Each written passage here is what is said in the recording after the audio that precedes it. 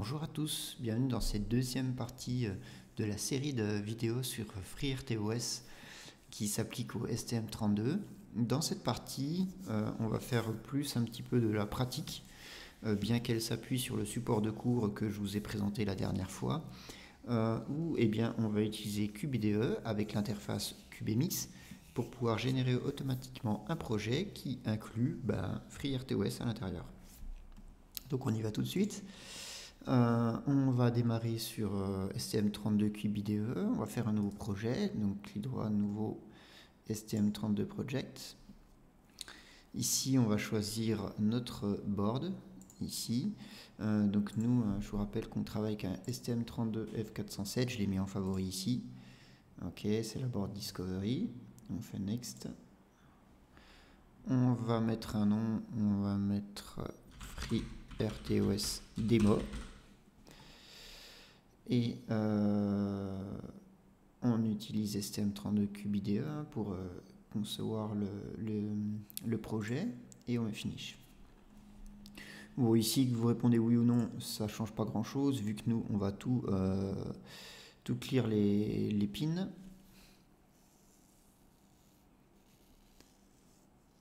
La suite logicielle se charge.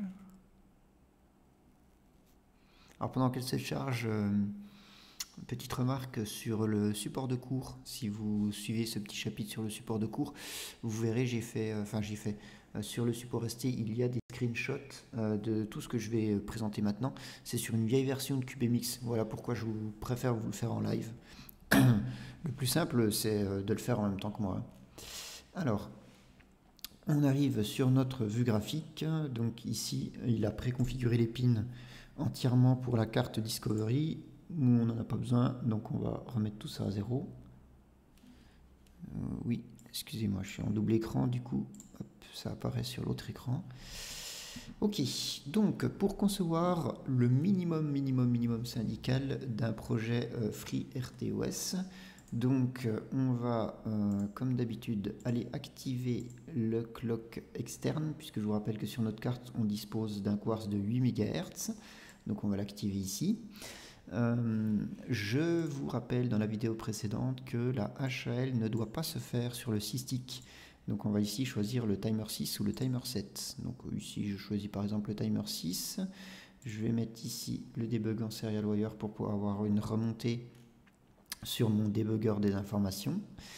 Et ensuite, on va aller directement dans FreeRTOS. Donc on va aller dans Middleware, FreeRTOS, et ici je vais pouvoir choisir entre Disable pour désactiver. Il y a deux options CMSIS, donc on voit, c'est la fameuse API dont je vous parlais. Alors il y a V1, V2. Honnêtement, il y a des différences entre la V1 et V2 au niveau de certains appels de fonctions.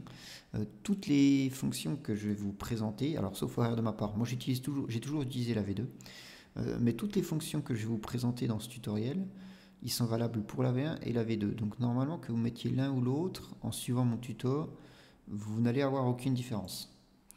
Bon, on va mettre V2, c'est la version la plus actualisée. Ok.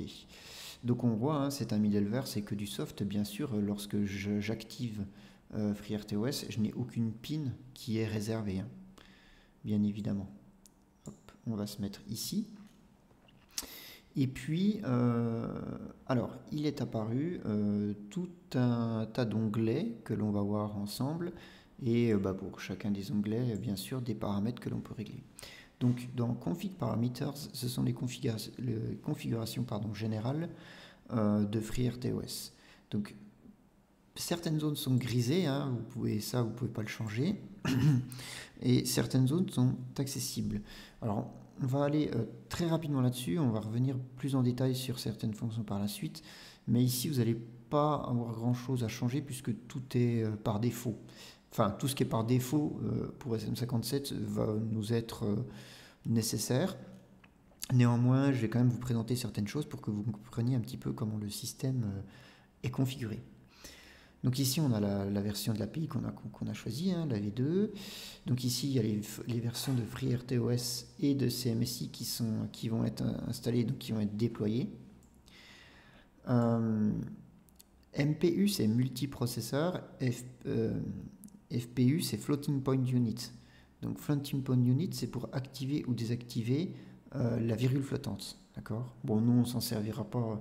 On peut travailler avec de la virgule fixe. Hein. Vous pouvez faire des floats en virgule fixe. C'est bien assez précis pour tout ce qu'on souhaite faire en SM57.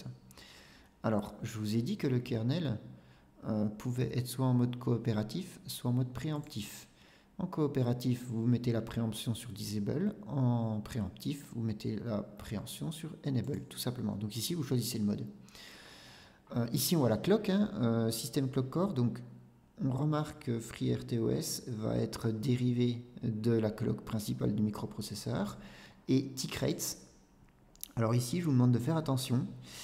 On voit qu'il est réglé sur 1000 Hz. Donc, ça veut dire que la clock de FreeRTOS est de 1 milliseconde. D'accord? Donc, dans FreeRTOS, la plus petite unité de temps avec laquelle vous allez travailler sera la milliseconde. Vous allez peut-être penser que ce n'est pas énorme, hein, puisque vous voulez peut-être aller plus vite, mais néanmoins, faites attention.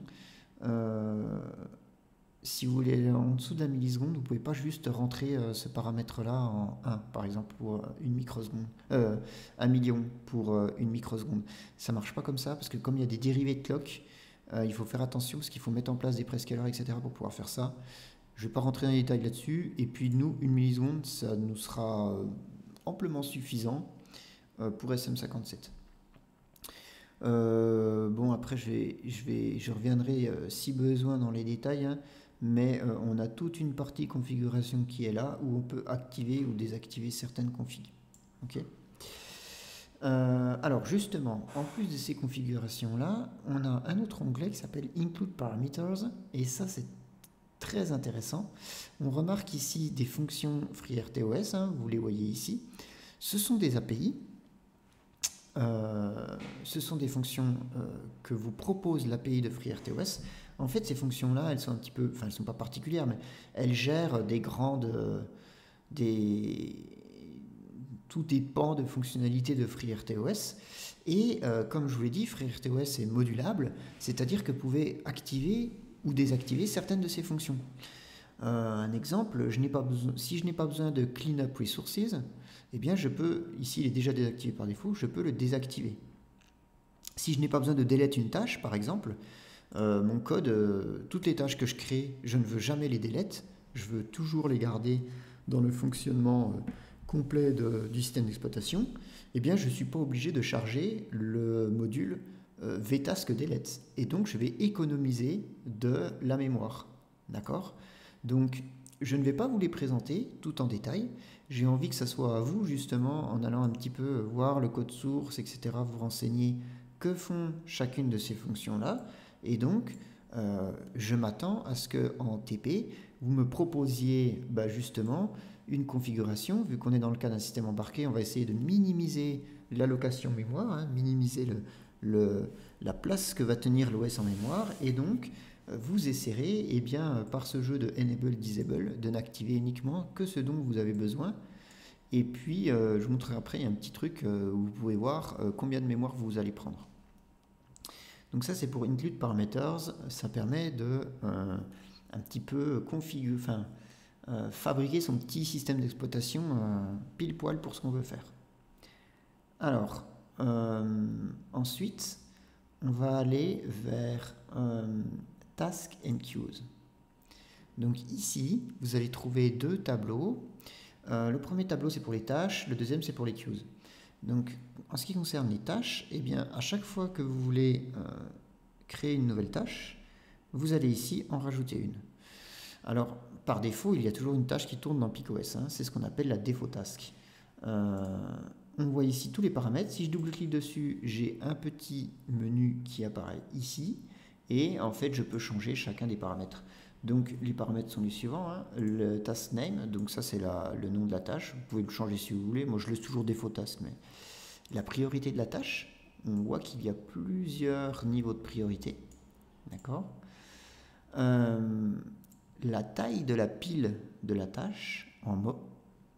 Donc ici, elle fait 128 mots. Donc dans le heap, 128 mots vont être réservés pour cette tâche. Alors le point d'entrée, c'est le nom de la fonction en fait sur laquelle elle va être appelée. Bon, moi je le laisse toujours par défaut. Hein. Ici, Code Generation Option, alors je le laisse toujours par défaut. Si vous mettez ASWeek, il me semble que ça va générer le minimum de code pour pouvoir faire fonctionner la fonction. Et ici, le dernier truc qui nous intéresse, c'est l'allocation, dynamique ou statique. Dynamique, ça veut dire que dans le heap, lorsque vous allez bloquer la tâche, détruire la tâche, etc., il y a de l'espace mémoire qui va être libéré pour une autre tâche. Et statique, c'est tout l'espace mémoire que vous réservez dans le heap, donc c'est-à-dire les 128 mots pour la tâche. Alors, 128 mots plus la tâche, le TCB, hein, cette fiche d'identité de la tâche, la petite partie que ça va prendre. Hein. Donc tout ça, en statique, ça ne bouge pas. C'est-à-dire une fois que c'est créé, ça ne bouge plus dans le heap de tout le déroulement du programme. Dynamique, eh bien, il va pouvoir optimiser pour pouvoir détruire et reconstruire que ce dont on a besoin. Donc ça, c'est la tâche par défaut. On peut faire un exemple. On ajoute une tâche, par exemple, hop, ici, MyTask2, il me propose, hein, moi je peux l'appeler Task02 par exemple, et puis après, eh bien, je peux lui choisir une priorité. Bien entendu, si je mets une priorité plus élevée que la défaut task, ben, elle sera plus prioritaire. Donc vous voyez, il y a pas mal de niveaux de priorité différentes. Hein. Et après, je peux rentrer tous les paramètres que je veux. J'appuie sur OK. Hop. J'ai appuyé une fois de trop, désolé. Et je vois ma tâche numéro 2 qui est créée ici. Et donc, quand le code source sera généré, ben, j'aurai 2 tâches. Donc ça, c'est pour les tâches. Et vous avez exactement le même fonctionnement pour les queues. Pour les queues, vous appuyez sur Add, vous pouvez ajouter une queue. Donc, je peux l'appeler Q1 par exemple. C'est queue numéro 1. Le nombre d'éléments que je vais mettre dans la queue, par exemple 16 éléments, et le type de ces éléments. Donc ça va être des 16 entiers, 16 nombres de 16 bits. L'allocation, pareil, dynamique, statique, comme vous voulez, vous appuyez sur OK. Et vous voyez que ça a été créé ici. Pendant qu'on est dans ce mode de fonctionnement, j'ai tout de suite allé dans Timer and Semaphores et j'ai exactement la même chose. Si je veux ajouter un timer, ici, je peux mettre le nom, mettre la fonction qui va appeler. Est-ce que le timer va se déclencher périodiquement ou est-ce qu'il va se déclencher une seule fois?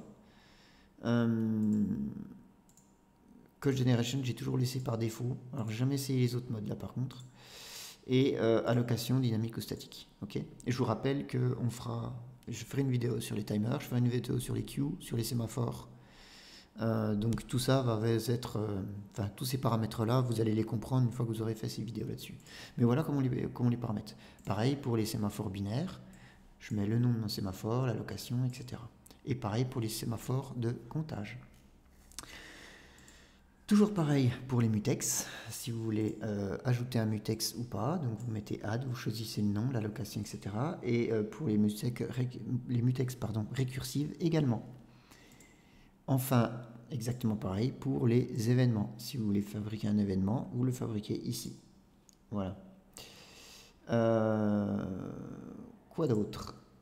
Advanced Settings, on ne va pas du tout l'utiliser en SM57, donc je skip cette partie-là. Bon, si vous êtes intéressé, vous pouvez toujours aller voir sur le site de FreeRTOS que font ces valeurs-là. Et puis user constant, c'est si vous avez des constantes que vous voulez rajouter de base. Bon, après moi j'y rajoute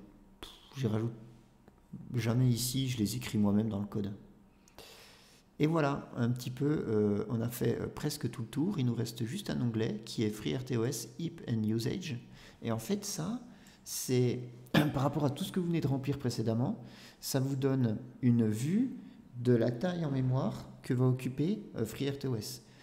Attention, c'est la taille en mémoire que occupe FreeRTOS maintenant, c'est-à-dire le code vide, le minimum syndical généré.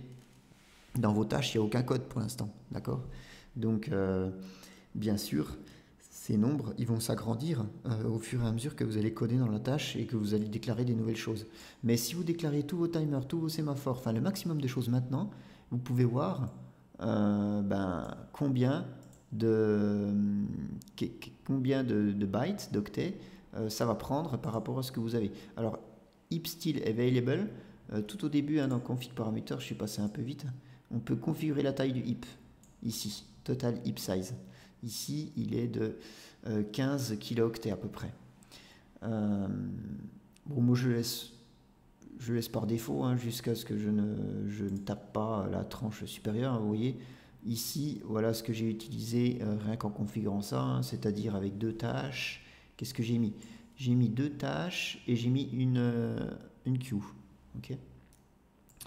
Mais voilà, mais c'est une bonne indication si vous remplissez tout dès le début là, si vous savez exactement combien de tâches vous avez besoin, combien de sémaphores, etc., ça va vous donner une bonne indication de la taille de la mémoire, de la taille du heap que vous devez avoir à disposition et si jamais ça va être ric-rac ou pas. Voilà. Donc là, je suis large de chez large, pas de souci. Et puis vous avez le détail pour chaque tâche, etc., combien elle occupe, la Q1 combien elle occupe, etc., etc.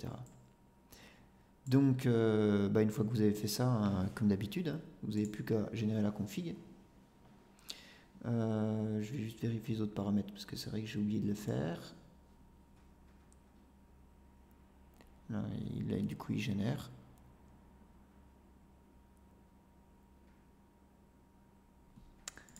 Ok, je m'étais bien mis sur la clock en externe avec une PLL pour monter à 168 MHz.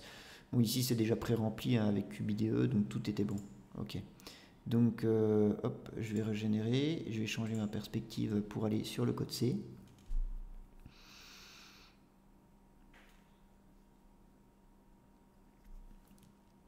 Et voilà. Et donc, mon projet FreeRTOS Demo a été créé. Je vois, comme dans la vidéo précédente, qu'il a inclus FreeRTOS avec toutes ses sources, etc. dans middleware. Et maintenant encore, je vois ici mon fichier principal, mon main.c. On va aller rapidement voir. Et je vois qu'il y a effectivement 2 tâches. Une ici qui est la tâche par défaut, une ici qui est la tâche numéro 2. Et il a créé une queue qui est ici. Je reconnais un petit peu, là vous venez de démarrer sur FreeRTOS, mais on reconnaît un petit peu la structure générale. Donc il a fait imig GPIO config, on voit qu'il a créé les 2 tâches. Le système clock config pour configurer la clock de base, il va lancer la HAL, il va lancer système clock config, les ports d'entrée-sortie numérique, et je vois déjà une première fonction du CMSIS qui est OSKernel initialize. En fait, il va aller initialiser le noyau avec tous les paramètres que j'ai mis graphiquement, quoi. Il va créer la queue, les 2 tâches ici, et après, qu'est-ce qu'il fait? Alors, je vois qu'il y a un while 1 qui est vide dans mon main, donc ça c'est la structure classique.